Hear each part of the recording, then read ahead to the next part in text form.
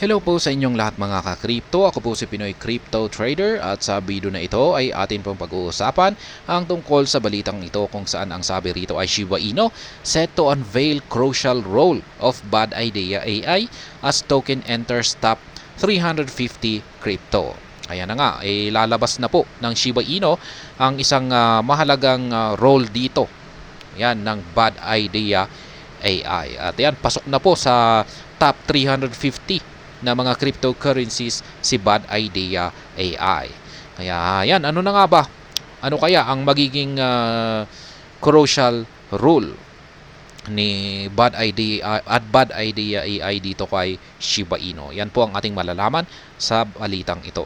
Pero bago po tayo magpatuloy ay nais ko po munang bigyang linaw ang aking disclaimer kung saan ang nilalaman po ng video na ito ay hindi po ito isang financial advice. For education and information purposes lamang po ang layunin nito. Nais ko na rin pong magbigay babala na wala pong kahit anumang group chat ang Pinoy Crypto Trader. Ayan, kung magkakaroon po ng isang crucial role ang Bad Idea AI ay sa tingin ko ay magkakaroon ng magandang epekto ito sa market price, sa kanyang market price. Shiba Inu team to reveal the pivotal role of its newest partner, Bad Idea AI, very soon. Ayan, partner po, bagong kapartner po kasi ng Shiba Inu si Bad Idea AI na ito. Bad Idea AI, an official partner of Shiba Inu ecosystem, is making waves in the crypto world with exceptional price performance. Ayan. Nakilala na po si Bad Idea bilang isang kapartner ng Shiba Inu ecosystem. The project that came to life in May has quickly climbed the ranks and now holds a position among the top 350 cryptocurrencies globally based on market capitalization according to Coin Market Cap. Yan, bagong-bago pa lamang po si Bad Idea AI. Nailabas lamang po siya noong buwan ng May. Yan nga, mabilis yung kanyang pag-akyat. At ngayon ay siya na po ay kabilang sa mga top 350 cryptocurrencies sa buong mundo. Yan, at yung naging basehan po rito ay yung market capitalization. Yan, at base po yan sa datos na ipinahayag ng Coin Market Cap. The newly launched project got significant attention after Bad Idea AI, a rapidly evolving project combining blockchain, AI, and DAOs, was warmly welcomed as an official partner in the Shiba Inu community. Ayan, napakaganda po kasi ng Bad Idea AI na ito. Ayan, pinag-combine po niya yung tatlo na mga features. Yan, ang blockchain, AI, at saka ang DAO. Kaya nagustuhan po ito ng Shiba Inu. Kaya winelcome po nila ito para maging kanilang official partner. The milestone was marked on July 7 when BAD was officially included in the Shiba Inu official partnerships roster. Ayan, noong mga July 6 po ay dito na po naging official na partner ng Shiba Inu si Bad Idea AI. Soon after this development, Bigit, the 13th largest exchange worldwide based on daily trading volume, listed BAD on its platform. Ayan. Sinundan po ito. Yung kanyang development ay sinundan po ito ng paglista ng isang kilalang crypto exchange na si Bitget. Ayan. Nalista po sa kanyang platform. Ayan, isa na naman po itong magandang development kay Bad Idea AI. On August 16, Satoshi Kusama, the lead developer of SHIB, delivered a keynote speech at the Blockchain Futurist Conference using Bad Idea AI technology. Ayan, yung nangyari po. Noong August 16 ay isa po ito po naganap yung isang event na tinatawag nilang Blockchain Futurist Conference. At dito na rin po nila isinagawa yung launching, yan, yung unang launching ng Shibarium. Ayan, August 16. At nag-appear po si Ginoong Satoshi Kusama rito sa event pero via digital or visual screen.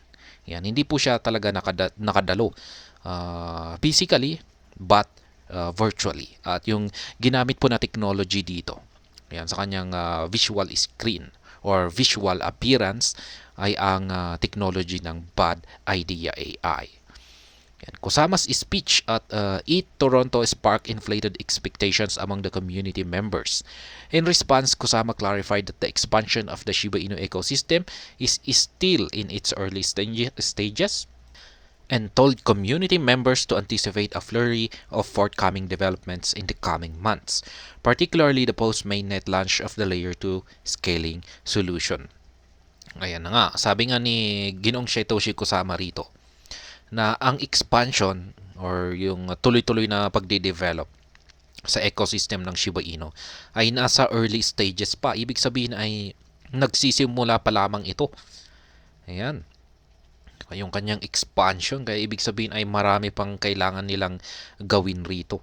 Kaya sa mga susunod na buwan, ayan, asahan natin na marami pa silang ilalabas na mga developments. As reported earlier by the Crypto Basic, Kusama highlighted the significance of Bad Idea AI, hinting at an impending paradigm shift that will position Bad Idea AI in a pivotal role during the second phase of the Shiba Inu ecosystem. Ayan na nga, meron daw pong isang magiging mahalagang role dito, si Bad Idea AI. Kaya yan, galing po yan kay Ginoong Satoshi Kusama. Yan, nasabi na po niya ito noon pa. Kaya yun nga lang, at syempre medyo sila ay naging busy kay Shibarium. Kaya yan, medyo nakalimutan yung tungkol rito. Pero ngayon at naging matagumpay na po, naging successful na po si Shibarium, ang launching nito. Ayan, nagkaroon na ng oras si Ginoong Satoshi Kusama para bigyan ng pansin ang Bad Idea AI.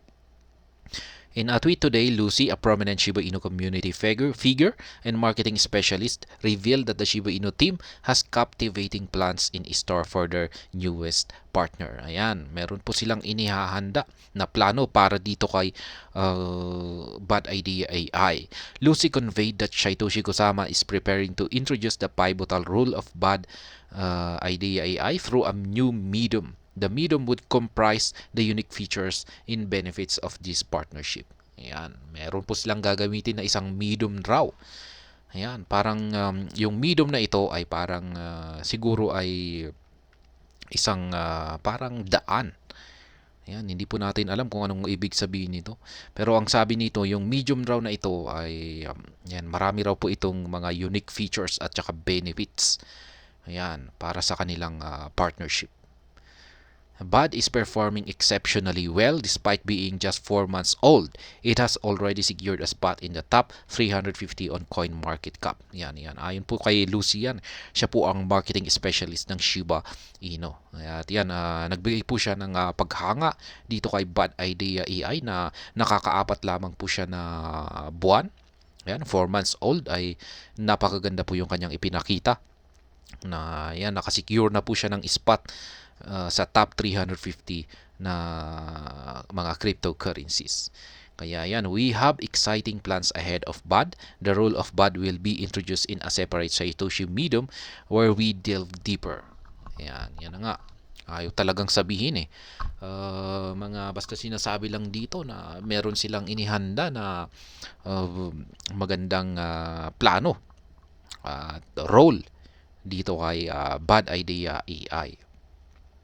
Lucy also hinted about Bad potentially being listed on a prominent global exchange. However, she refrained from disclosing the exact name of the trading platform. She expressed optimism that the Bad community would favor the integration of Bad with Shibarium through voting, a move that would unlock further opportunities for the Bad community.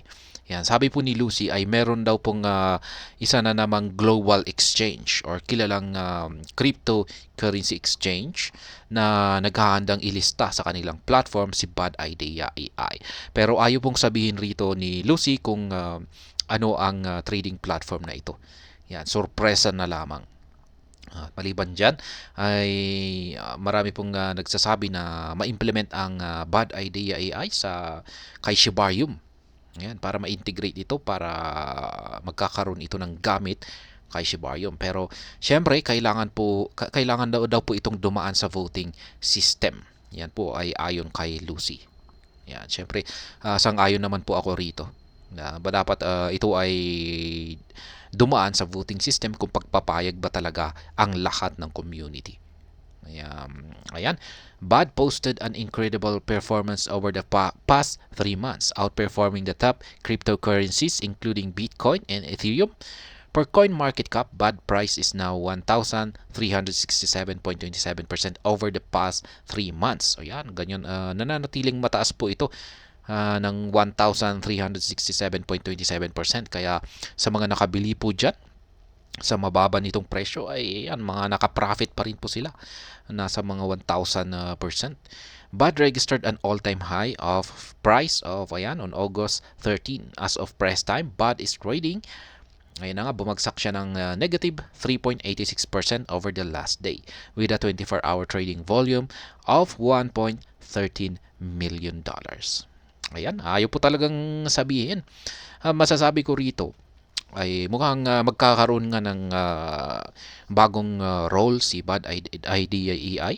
Ayan, BUD Idea AI dito kay dito sa community ng Shiba Inu through Medium. Sabi dito ni Ginong Satoshi Kusama, wala po tayong idea kung ano ang ibig niyang sabihin na through Medium.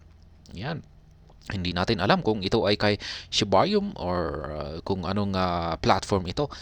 Pero ayan, basta ang sinasabi nila ay meron silang inihahandang plano na magiging isang crucial role or mahalagang role ni BUD Idea AI. Kaya ang masasabi ko rito, kung ano man yung yung plano nila na ito, sa tingin ko ay makaka-epekto ito sa market price ng BUD Idea AI. Ayan, sa tingin ko ay makakatulong ito para umangat. Siguro ay kung talagang maganda yung magiging resulta nito ay dyan po nakasalalay yung katindi ng epekto nito sa market price nito.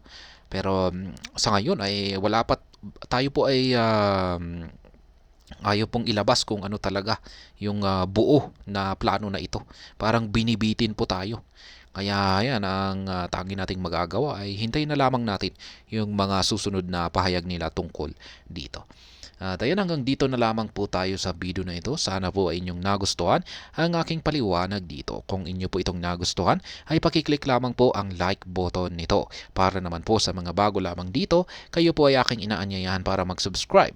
Pakiclick na rin po ang bell icon nito dahil ito po ang siyang magsisilbing notification nito sa mga bago kong videos na akin pong ina-upload sa aking YouTube channel na ito. Marami pong salamat sa panonood. Ingat po tayo lagi at God bless po sa ating lahat.